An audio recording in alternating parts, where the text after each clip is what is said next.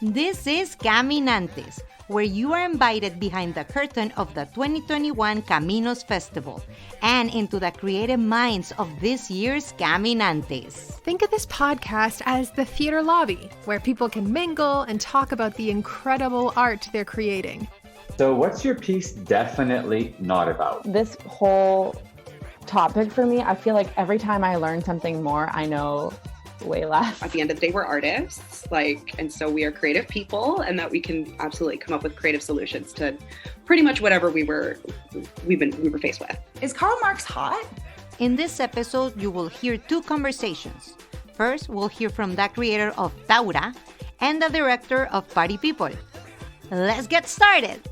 I'm Sofi Gudiño. I am the artistic director at Inamorata Dance Collective, which is a group I founded in 2014 to explore flamenco outside of its traditional context, both kind of like in the Latinx diaspora and like through the lens of queer art as well. So TAURA is a short dance film that we prepared for CAMINOS for this festival. It's a work that I've created with myself dancing flamenco and two other contemporary dancers. Yeah, we had people compose music for it, and it has to do a lot of like reimagining flamenco from the perspective of the bull instead of the matador, and kind of looking through that lens as an invitation really to explore flamenco outside of some of the more obvious narratives of the bullfight. Hi, I'm Liz, or Elizabeth, and I am a co-creator and co-founder of Jord+Liz with my co-creator Jord Camp. And in the pandemic, we've been like friends and collaborators for a couple of years, but in the pandemic, we came together to make this collective,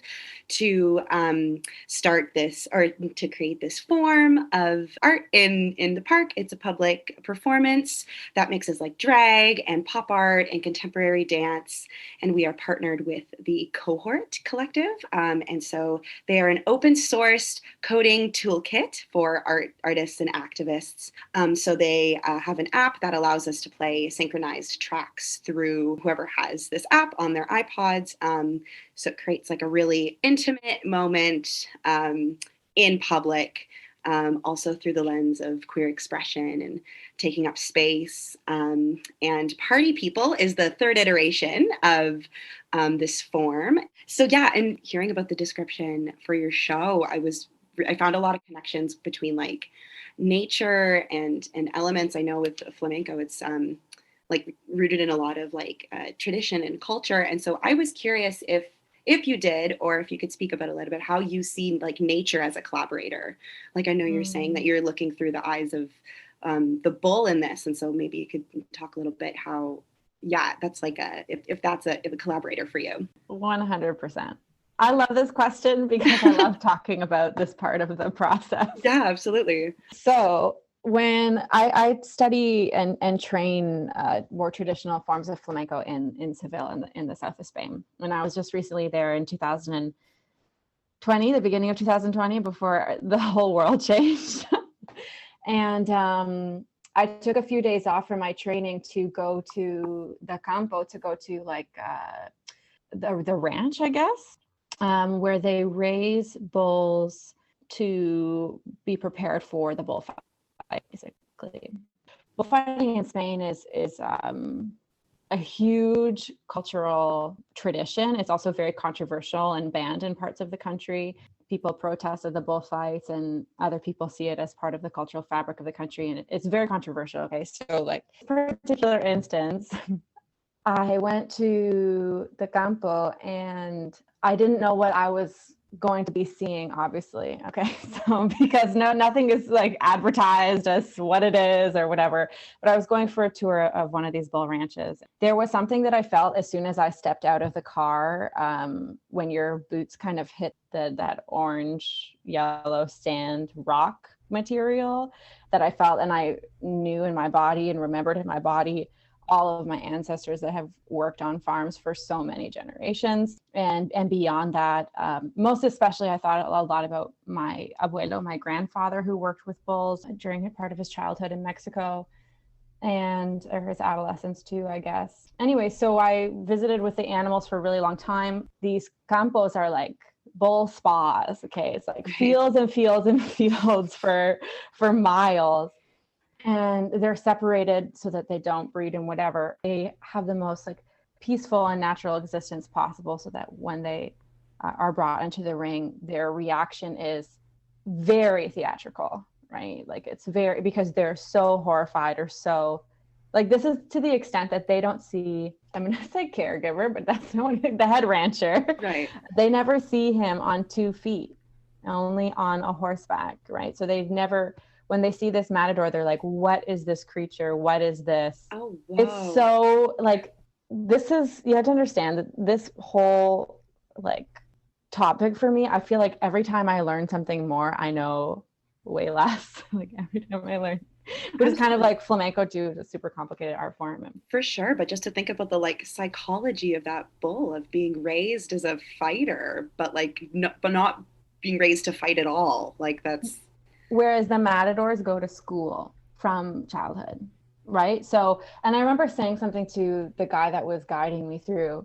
I was like, oh yeah, the matadors, they go to, because I was telling him a little bit about my project, very carefully, of course, so that I wouldn't get like iced out of the conversation. Sure. And he said that the training of the bull is in their genetics. So in figuring out, or at least that's their belief, right? The training of the bull is the breeding of them being the strongest, the biggest, the bravest. So like in this test day that I was there, for example, like they were, first of all, I didn't know the mother cows or mother bulls had horns.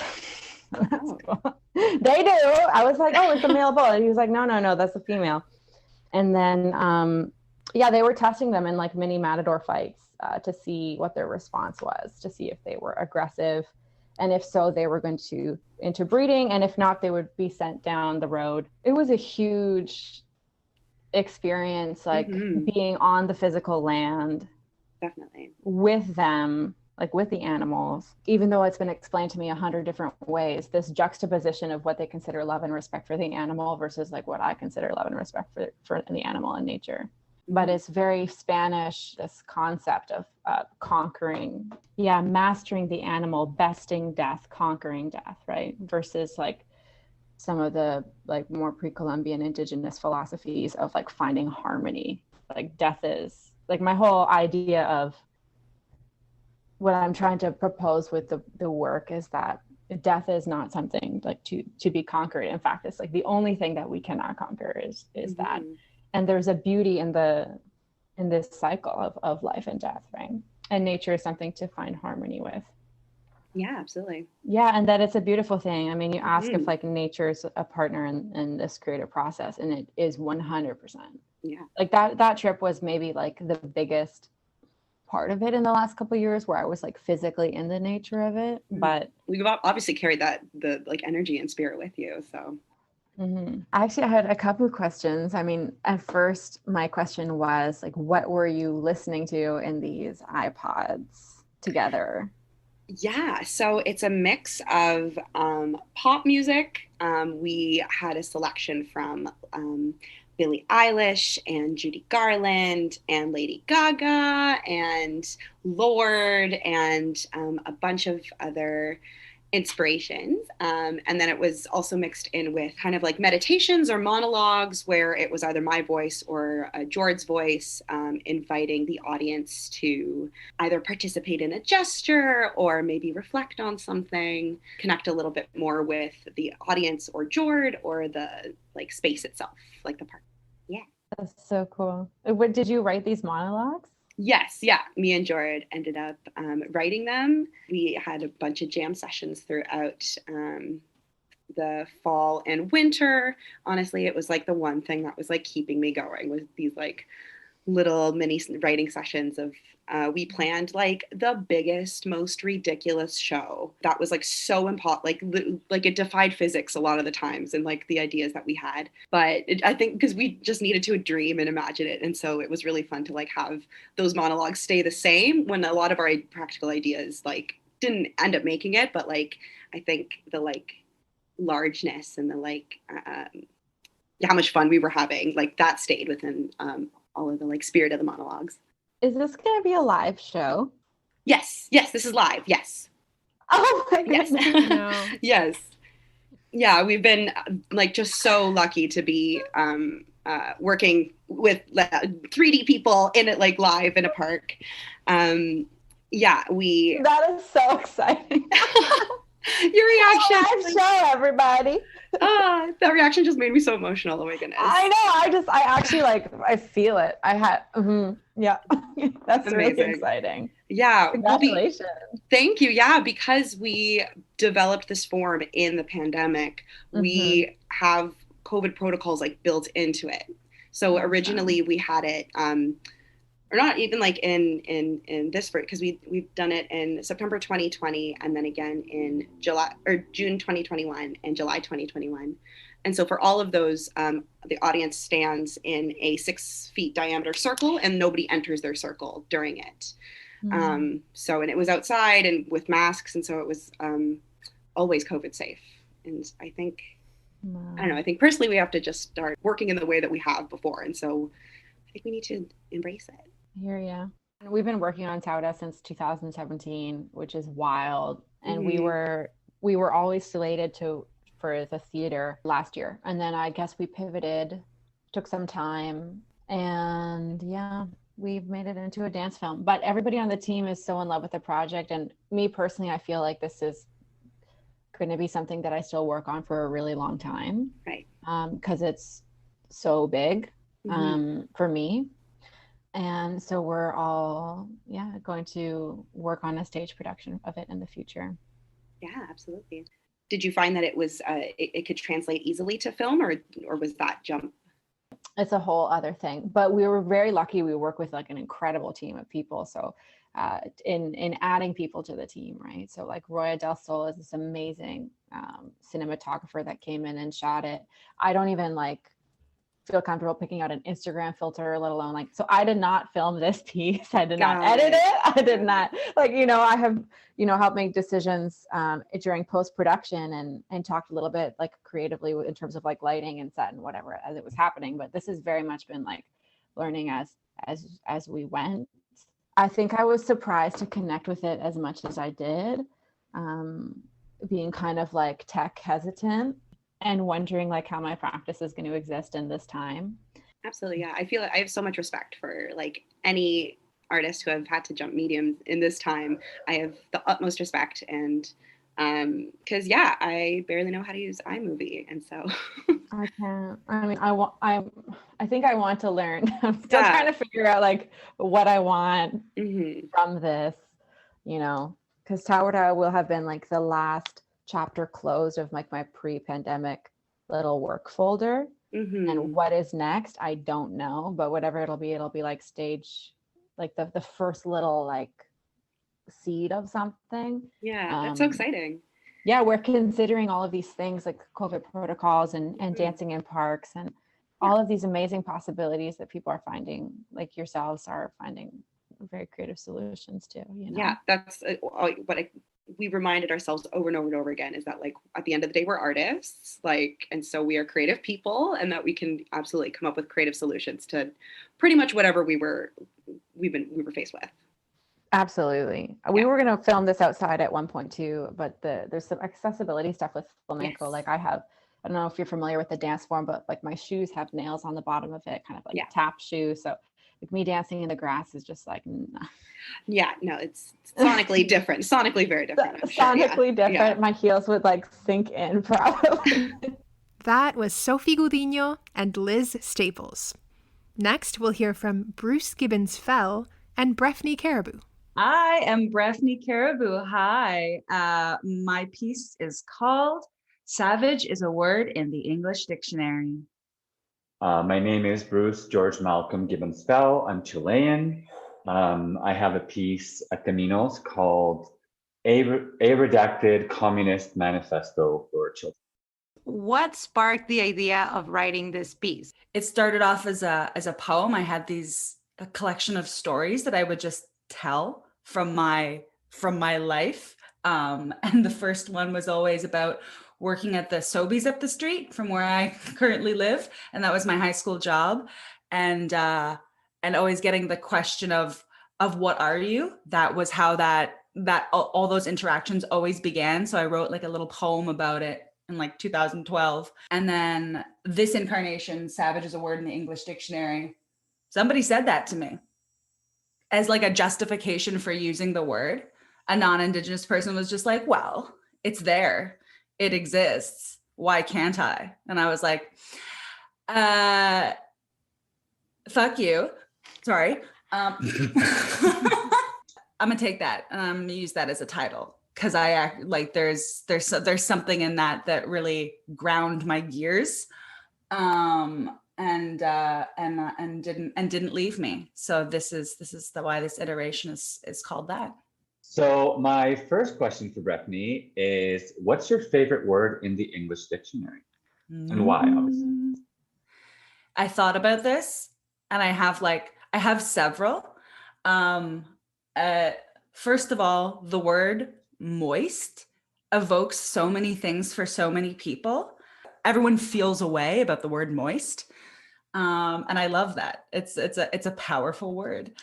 And I also love the word explicit. It's fun to say. And often I find like I'm trying to be, however successful or not, explicit in the things that I say or in my work. Like I really desperately want to be understood in the English language. Yeah. When did you first encounter the Communist Manifesto and how old were you? Were you a child? I was definitely not a child. My country went through a dictatorship from 1973 to 1990. My dad is vice admiral, so you can imagine the whole military implicancias of all this. So I didn't really hear much about communism, in a good way, till I was a bit older and we had to like study it in school. I must have started getting into it when I was in high school because they sent me to another high school, which is for armed forces kids, like for Air Force brats, which was super horrible. So I guess it was a way of kind of like escaping and being like, whoa, okay, this is real. I'm living in a weird bubble. Can't wait. We have a communist party in Chile, which is not very common in the world. Brefny. So what's your piece definitely not about? It's definitely not about leaving the past behind you. I was like, my past is present, and it's very like I am constantly looking at and wading through it, trying to get towards some kind of future. Because savage is still a word in the English Dutch. Still is.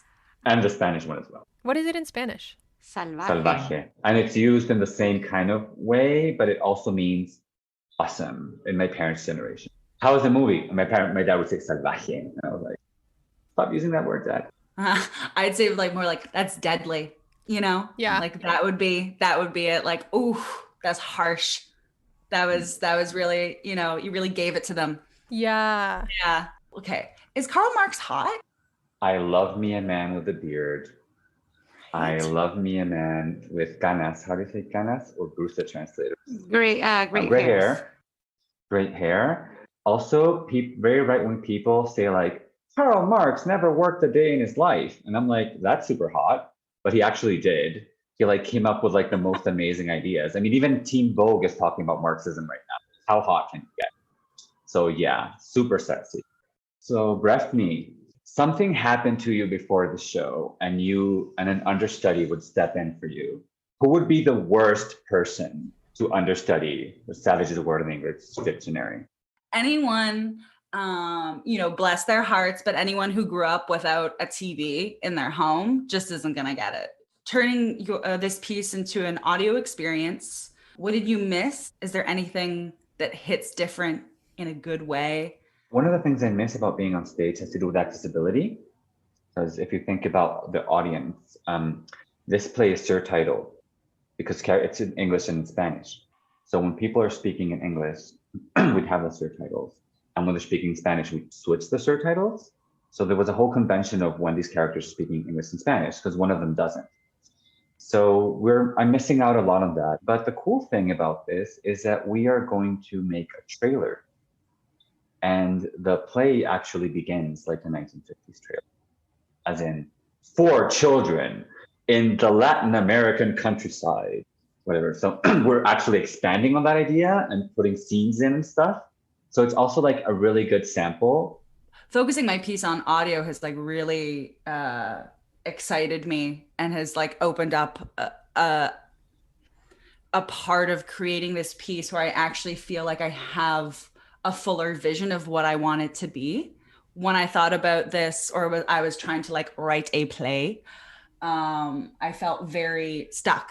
I had no images, I had no ideas, I had no concept of how these stories thematically tied to one another. I was just like, I have this like bundle of stories, but no real way to weave them together. So turning this into an audio experience, I realized how much rhythm and how much sound is so important to the things that I write and that I speak. So it's been so much fun, and it's really kind of like expanded my my ability to create something that I feel is fuller and whole. And that was Brefny, Caribou, and Bruce Gibbons-Fell. All of these artists are bringing their brand new works, which are still in development, to the Caminos Multi-Arts Festival. This year, Caminos is presenting the art of 32 different groups, both live and online, from October 12th through the 24th. Go to caminos.ca on how to see the shows and to support these artists. We are speaking to you from the shores of this beautiful Zaga Igan, known to some as Lake Ontario, in Toronto, or Tuggeranto. This is the ancestral territory of the Haudenosaunee, or Longhouse Confederacy, the Anishinaabe Nation, the Wendat, and the Mississaugas of the Credit. This land is covered by the Dish with One Spoon Wampum and Treaty 13, also known as the Toronto Purchase. Araluna, we remember that people can begin to heal when they are hurt. We are committed to artful participation in disagreements. We are committed to unsettling ourselves towards connection, respect, and justice for all people who now live in this city, which has been a meeting place since time immemorial. Radio Aluna Teatro is produced by Aluna Theatre with support from the Toronto Arts Council, the Ontario Arts Council, the Canada Council for the Arts, the Department of Canadian Heritage, and TD Bank. Aluna Theatre is Beatriz Pisano and Trevor Shelness with Sue Ballant. Radio Aluna Theatre is produced by Mónica Garrido and Camila Diaz Varela. For more about Aluna Theatre, visit us at alunatheatre.ca, follow at Aluna Theatre on Twitter or Instagram, or like us on Facebook. Miigwech and Nyawangoa.